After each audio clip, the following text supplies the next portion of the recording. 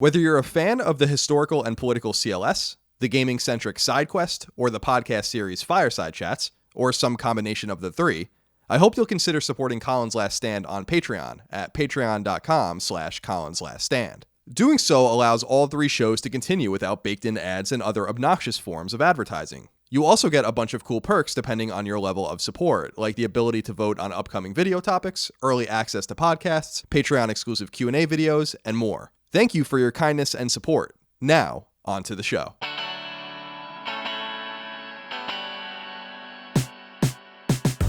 Greetings and salutations. Welcome back to Colin's Last Stand SideQuest right here on YouTube. My name is Colin Moriarty. As always, I hope today's video finds you and yours very well. I want to wrap up 2017 and SideQuest's short run so far with a video about Nintendo Switch, which is the phenomenon of 2017 in terms of video games, in terms of video game consoles or handhelds or whatever else. This thing has taken the gaming world by storm, and I'm super excited about that. I think the Nintendo Switch is an awesome machine. So I wanted to tell you how I feel about it, how I felt watching it from the outside and then finally really spending time with it, after having it actually since launch, really spending time with it and really immersing myself in it a bit and enjoying the hell out of it. I don't want to get too into the data and too into the numbers. That's typically what we do on SideQuest, and we'll have plenty of time to do that next year. But I figure since this is the holiday season, since we're celebrating things, since we're celebrating the end of the year, let's just celebrate Nintendo Switch and how awesome it is. I'll see you on the other side. Never count Nintendo out. I've said it a million times over the years. You can bet against them in specific situations. Sometimes those doom and gloom bets pan out, and other times they don't. But when it comes to the video game industry and Nintendo, well, the downs don't paint the picture nearly as accurately as the ups do. With Switch, Nintendo finds itself on an intoxicating upswing that has brought the beloved Japanese game maker back to the level of respectability it deserves, while giving longtime supporters something to cheer for after a failed entry into the console market left Nintendo and its loyalists bruised and embarrassed. Nintendo has become this unlikely, almost engine that could entity, a perpetual underdog that just so happens to be a specimen of financial health, with some of the most famous IP in world history under its control, and in its back pocket, a handful of some of the greatest successes the game industry has ever seen. If all of that taken together doesn't make sense, you have to embrace it. Nintendo has always been a company that's kept its fan base, the market, and outside observers off balance. Nintendo's not even year-old Switch all but proves it. 2017 has been a triumphant and resurgent year for Nintendo, one that started out with a little bit of hesitance, but one that blossomed into an unimaginable victory for a console manufacturer, publisher, and developer that needed a hash mark in the win column. Its console handheld hybrid is selling meteorically, in the realm of Wii's and PS4's first 9 months, and critical acclaim is all but ubiquitous. I, for one, have been detached from the reality of what was going on with Switch, and so I'm ingesting the euphoria a little late. I pre-ordered a Switch before launch, had it in my hands day one, and then my life was flipped upside down just a few days later.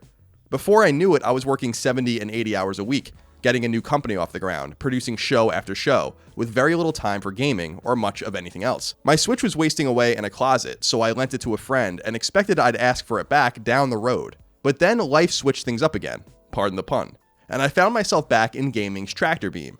I requested the Switch back and received it mere days later. I quickly came to love it, flaws and all.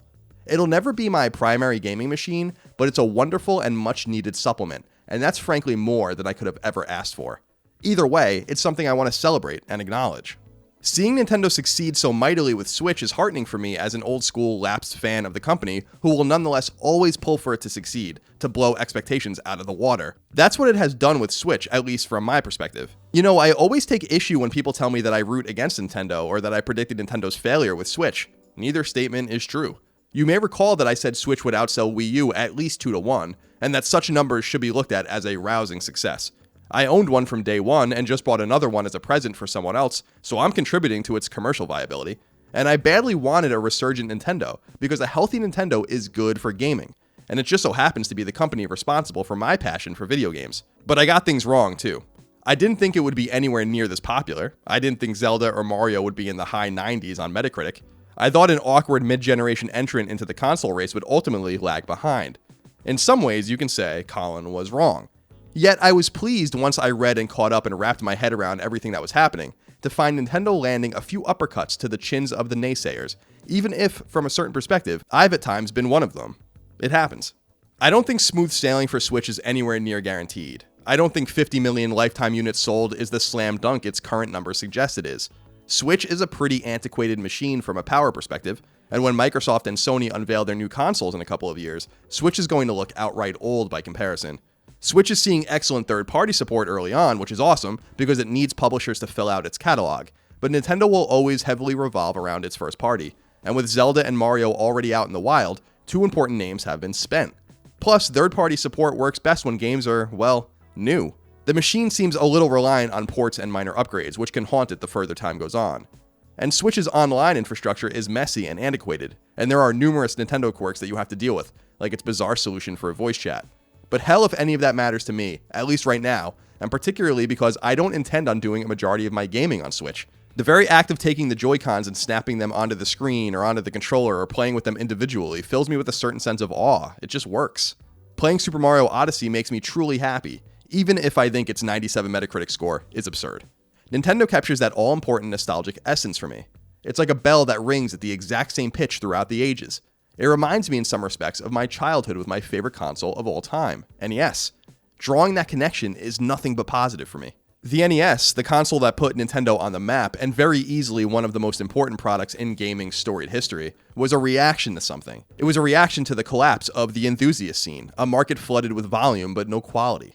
The rise and fall of the Atari 2600 made gaming appear to be nothing more than a fad, particularly in the West, and especially in the home console space. With one eye on quality and the other on marketing, the NES saved gaming as we know it. And while it wasn't anywhere close to being Nintendo's first foray into the space, it's what catapulted the company into the stratosphere. Ever since the mid-80s, Nintendo has been that company, in search of new and interesting ways to play, never one to stagnate, always willing and eager to pivot.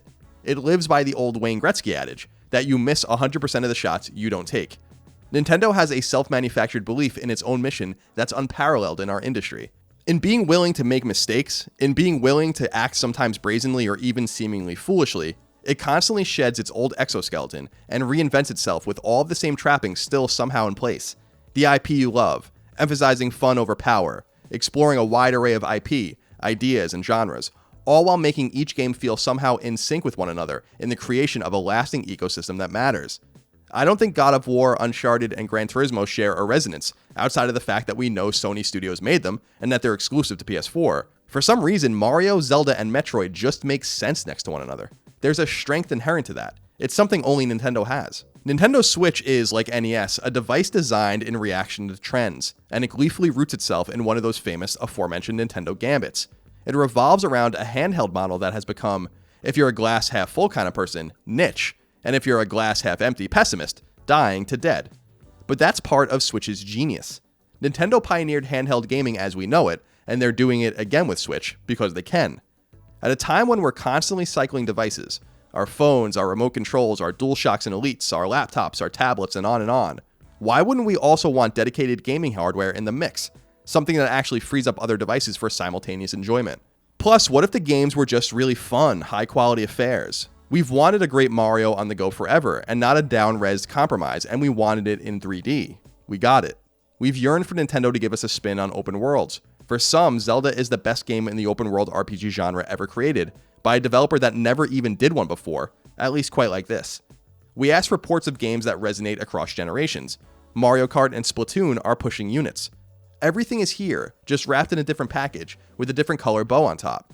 It feels familiar because it is familiar, but it also feels new because it's new in a way that only Nintendo tends to deliver. Nintendo's gambits don't always work out. Virtual Boy was a bust. N64's reliance on cartridges burned bridges and ensured it got its clock cleaned. GameCube bucked convention by ignoring the DVD format, and it cost Nintendo dearly. And Wii U was just plain awful, a Fisher-Price toy for a market that barely existed. But as history shows, things work out for Nintendo far more often than they don't, and you can make a case that even the company's most famous failures weren't even as catastrophic as they seem. Wii's waggle is cringeworthy in hindsight, but we all loved it once, and it got your grandma to play games, right? 100 million units don't lie. 3DS isn't the highest quality piece of hardware, but it doesn't matter because the catalog of games is fantastic, engendering fierce loyalty in an important subset of gaming. SNES embraced its absurd kid-centric stigma by out-funning a competitor obsessed with technology instead of gameplay. Now that company publishes games on Nintendo's hardware. Nintendo has been in more 10-round brawls than any other company in the industry, and while it's not nearly undefeated, it tends to put up a worthy fight. At the end of the day, Nintendo's impressive durability comes from trust, and that's pretty much the long and short of it. For some reason, many of us believe that even if Nintendo gets something wrong, it'll get it right the next time around. Game Boy Advance was a great handheld, but without a backlight and with reliance on disposable batteries, it felt like a 20th century device. A couple of years later, though, the GBA SP clamshell design flipped the script and changed the trajectory of the machine. The Wii was so backwards that it wouldn't even let its games be patched, famously leading to a situation where players had to send their Wii's SD cards to Nintendo to have a major bug in Metroid Other M fixed manually. Today's Nintendo hardware is heavily reliant on a burgeoning, albeit limited and embryonic, online infrastructure. The original NES was, from a construction standpoint, pretty half-rate, with an unergonomic rectangular controller. The top loader solved both problems, with simple slam-in engineering that still works today, and a dogbone controller that copied SNES's comfort. Nintendo begins to lose trust, and then it builds it again, in ways big and small, so that trust never nearly fully erodes away. So deep down inside of all of us, we don't only hope, but we also subconsciously believe that they will turn it around. They have, they did, and they still do today. We also trust that the games are going to be good, and the games are always good, aren't they? Not every game, of course, but think about the exclusive offerings across Nintendo platforms since the mid-80s. Even when the hardware wasn't great, the games were. Switch's future is uncertain, but it's hurtling into that future with a head full of steam. Will it maintain its trajectory for years to come? It's hard to say. Sustaining the level of support something like PlayStation 4 has seen over 4 years takes a lot of planning, a lot of first-party support, a ton of infrastructure upgrades, value propositions, price drops, and of course a ton of third-party interest that will keep players glued to the machine and their wallets emptying dollars into the ecosystem. All I know is that I needed to talk about Switch, just generally, and get what I've been thinking out into the open. This is a cool little machine. It's my new Vita, my new travel companion, a reason to get excited about long plane flights in a snowy winter that might also come accompanied with frustrating delays and tons of downtime. I've intentionally been putting off finishing Mario and even doing much of anything with Zelda at all, so I can have something to occupy myself with during quiet moments this holiday season. So let me just say this. Welcome back to my life, Nintendo. I hope you stick around for a while. Well, that's it for this celebratory episode of Colin's Last Stand Side Quest. I hope you enjoyed it. Please leave a comment below. Let me know what you think. Thumb up the video if you like it. Thumb it down if you don't. And share it with friends and family. Let them know of the majesty, the might, the wonder, and the handsomeness of Colin's Last Stand and Colin's Last Stand Side Quest. This is the last episode of Side Quest until next year. I hope you and yours have a fantastic holiday season, a fantastic new year. Stay safe, be healthy, eat lots of good food, hang out with family and friends, and play those video games, won't you? Thank you for your time. Thank you for your patience. Thank you for everything. I owe you a great deal here in 2017, and I suspect the same will be true in 2018. I'll see you in a few weeks. Keep on gaming.